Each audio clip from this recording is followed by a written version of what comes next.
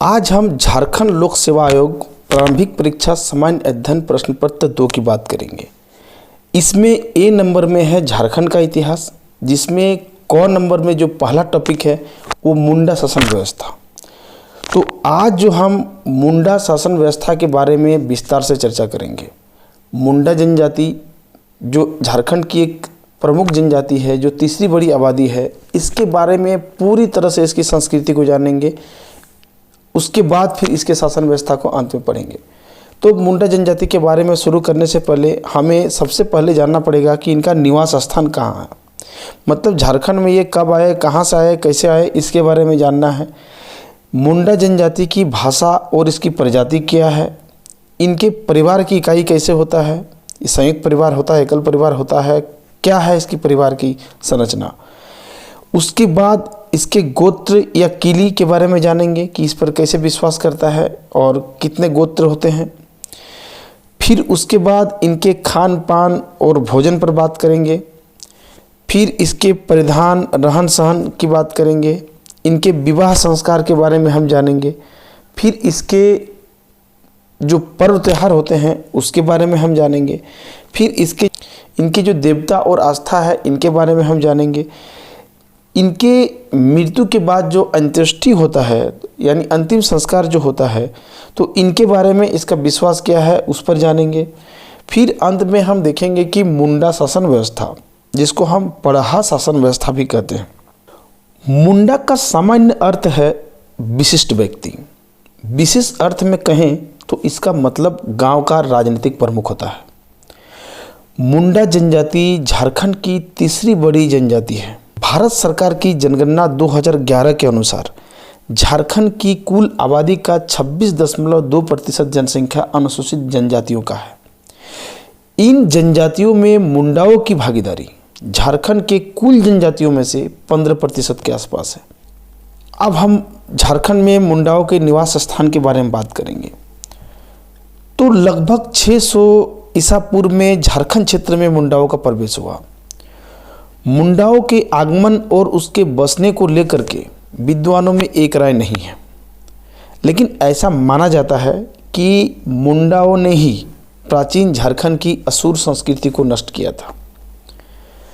मुंडाओं की अपनी परंपराओं के मुताबिक वे मध्य भारत और उत्तर प्रदेश क्षेत्र से आर्यों के दबाव के कारण रोहतासगढ़ होते हुए छोटा नागपुर प्रवेश किए थे।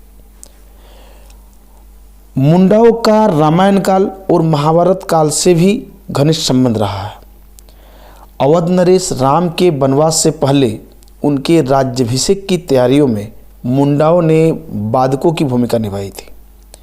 इसी प्रकार महाभारत काल में पांडवों ने मुंडा के मित्र जरासंध की हत्या कर दी थी, जिसके कारण वे महाभारत के युद्ध में कौरवों की ओर से शामिल हुए। वे भीष्म पितामह की सेना के साथ रहे, ऐसा माना जाता है। एक अन्य मत के अनुसार मुंडा लोग जो है तिब्बत क्षेत्र से भारत आए थे। उन्होंने हिमालय पार करके सबसे पहले दक्षिण बिहार में पहुँचे। फिर वहाँ पे उराओं, चेरों और खरवारों द्वारा विरोध किए जाने पर अंत में वो छोटा नागपुर में प्रवेश किए। भारत सरकार की आर्कियोलॉजिकल सर्वे ऑफ इंडिया के मुताबिक छोटा नागपुर प्रवेश के समय मुंडाओं का नेतृत्व बिरसा मुंडा के हाथ में था। ध्यान रहे, वो भगवान बिरसा मुंडा जो हम लोग पढ़ते हैं वो नहीं थे। तो नेतृत्व बिरसा मुंडा के हाथ में था, जिसने सुतिया पहाड़ नामक व्यक्ति को मुंडा जनजाति का नेता नियुक्त कर दिया। सुतिया पहाड़ ने इस क्षेत्र का नाम सुतिया नागखंड रख दिया। बाद में मुंडाओं ने ऐतिहासिक नागवंश की स्थापना में, मतलब नागवंश शासन की स्थापना में सहयोग दिया था। आगे हम देखेंगे, जब अलग अलग शासन व्यवस्था जब पढ़ लेंगे तब इसमें सारा समझ में आ जाएगा। और अभी जो प्रथम प्रश्न पत्र में जो जीएस में है, जिसमें Jharkhand specific questions, general awareness of its history, society, culture and heritage, इसमें एक ब्रीफ हिस्ट्री झारखंड का पढ़ना है। अच्छा से मैं उसको क्रमवाइज बताऊंगा, तो फिर राजवंश की झारखंड में कैसे स्थापना किस क्रम में हुई, अच्छा से समझ में आ जाएगा। फिलहाल अभी हम लोग सेकंड पेपर की बात कर रहे हैं। वर्तमान समय में मुंडाओं का निवास स्थान मुख्य रूप से रांची, खूंटी, हजारीबाग, गुमला, गिरिडीह, सिंहभूम और संथाल परगना आदि क्षेत्रों। मुंडाओं की भाषा और प्रजाति की हम बात करते हैं।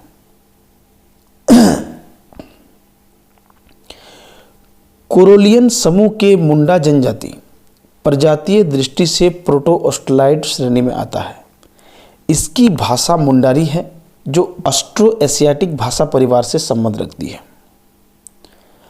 अब हम मुंडा के परिवार की इकाई की बात करते हैं। तो मुंडा समाज जो है प्रायः एकल परिवार होता है। इनके समाज जो है पितृसत्तात्मक होता है, जिसमें स्त्रियां जो है संपत्ति की उत्तराधिकारी नहीं होती थी। इसके बावजूद परिवार और समाज में उसका सम्मानजनक स्थान रहा है। उन्हें विभिन्न मुद्दों पर राय ली जाती थी और उनका स्थान पति से किसी भी मामले में कमतर नहीं रहा है। अब हम गोत्र या किली की बात करते हैं। तो मुंडा जनजाति में गोत्र पर विश्वास किया जाता है, मतलब कि गोत्र में एक किली के सभी सदस्य एक ही पूर्वज के माने जाते हैं और यही कारण रहा है कि मुंडाओं में सगोत्री विवाह वर्जित होता है। मुंडाओं में कई गोत्र पाए जाते हैं, जैसे कि डुंगडुंग, केरकेट्टा, टोपनो, तिरकी, पूर्ति, बारला, पलमुच्चू, बेंगरा, भेंगरा, बोदरा, बागे, टूटी, सुरीन, आइन, कुंडलाना आदि। जहाँ तक मुंडाओं के खान पान और भोजन की बात है तो इनका मुख्य भोजन चावल रहा है, दाल रहा है और ये बहुत ही मांसप्रेमी है, मांसाहारी हैं और पेय में मुख्य रूप से हड़िया इनमें प्रचलित है।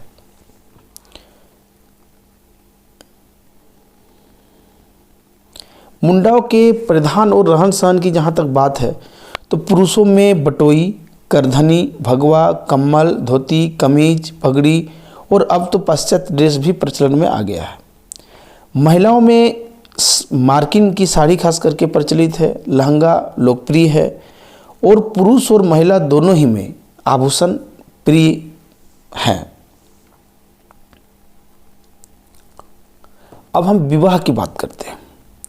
मुंडाओं में बाल विवाह की कोई प्रथा नहीं थी, परंतु हिंदुओं के संपर्क में आने के बाद माना जाता है कि इसका सीमित प्रचलन शुरू हुआ। हालांकि इनमें बहुविवाह की प्रथा नहीं है। मुंडाओं में विवाह के कई प्रकार थे, जिसमें आप नाम से ही समझ सकते हैं कि इसका अर्थ क्या होगा।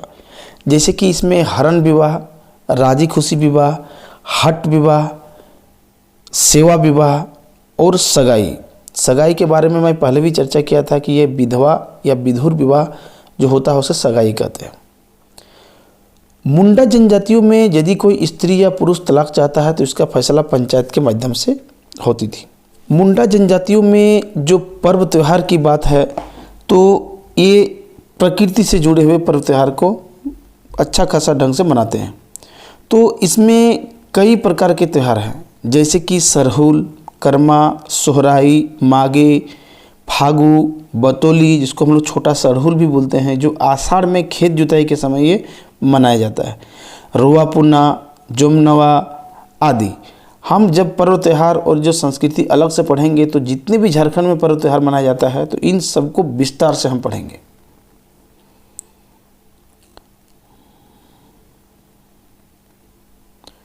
मुंडाओं में जो देवता है तो देवी देवताओं में सबसे जो मुख्य हैं वो सिंह बोगा है, जो इनका मुख्य देवता होता है। हाथू बोंगा है, जिसको ग्राम देवता बोलते हैं, मतलब गांव का देवता।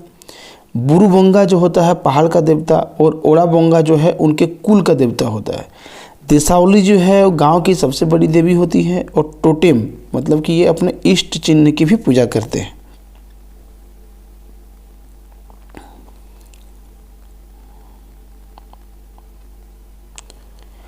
मुंडा जनजाति के बारे में मृत्यु और अंतिम संस्कार की जहाँ तक बात है तो मुंडा जनजाति आत्मा और परमात्मा पर विश्वास करती है।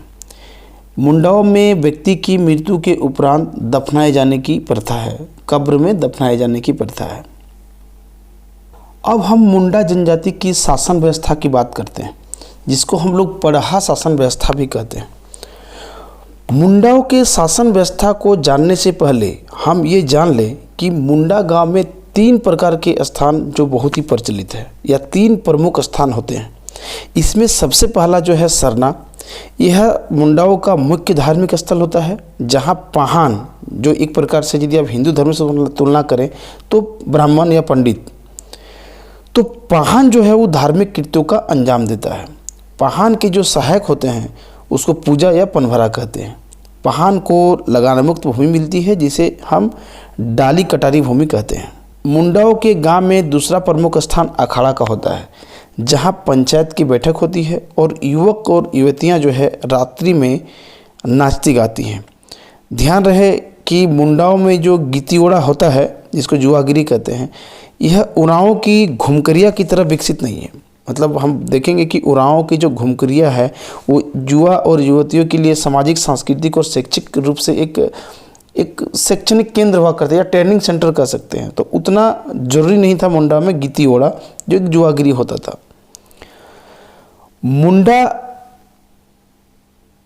मुंडा गांव में तीसरा जो सबसे महत्वपूर्ण स्थान होता है वो है शासन।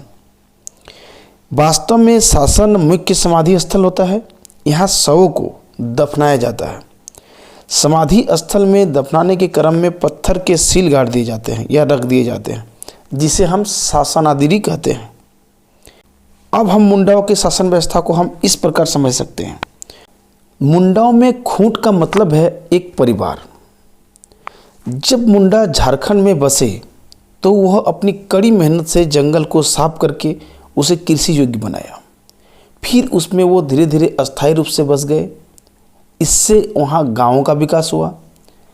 तो उनके बनाए हुए खेत को खुटकट्टी खेत कहा गया, और उनके द्वारा जो बसा गया गांव है वो खुटकट्टी गांव कहा गया, और जो खेत को बनाने वाले थे उसे खुटकट्टीदार कहा गया। यही खुटकट्टीदार व्यवस्था कहलाया गया। तो खुटकट्टीदार व्यवस्था समझ में आ गया। कालांतर में क्षेत्र की जनसंख्या धीरे धीरे जब बढ़ने लगी तो खुटकट्टीदार गांवों की पंचायत व्यवस्था विकसित होनी शुरू हुई, और फिर जब बाद में कई गांव विकसित हो गए तो विभिन्न गांवों को मिला करके पड़ाहा पंचायत व्यवस्था विकसित हुई। तो अब हम इनके ग्राम पंचायत के बारे में जानते हैं। तो इसमें जो एक मुंडा है, मुंडा गांव के पंचायत का मुखिया होता है, जो लगान वसूलने सहित गांव में विभिन्न प्रकार की व्यवस्था बनाए रखने में योगदान देता है। कई गांवों को मिला करके एक पट्टी बनाया जाता था, जिसका प्रमुख मानकी होता है, और कई पट्टियों को मिलाकर पहाड़ा बनता है, जिसका प्रमुख राजा होता है। पहाड़ा का भी एक अपना पंचायत होता है, जिसे पहाड़ा पंचायत होता है, जिसे पहाड़ा पंचायत कहते हैं। ध्यान रहे कि पहाड़ा राजा का जो पद है वो वंशानुगत नहीं है, इसका चयन मनोनयन के द्वारा होता है। इसीलिए तो भारत में प्रथम गणतांत्रिक व्यवस्था का प्रतीक इसे माना जाता है। ध्यान रहे कि इनके पंचायत में विवाद जो होते हैं या विवाद के निपटारे जो होते हैं, उस निपटारे व्यवस्था की, यानी कि विवाद निपटारे हेतु मुंडाओं की जो है ये सर्वोच्च संस्था होती है। इसमें पहाड़ा राजा के अतिरिक्त दीवान, ठाकुर, पांडे, लाल और कर्ता आदि अधिकारी होते हैं, जो वंशानुगत होते हैं।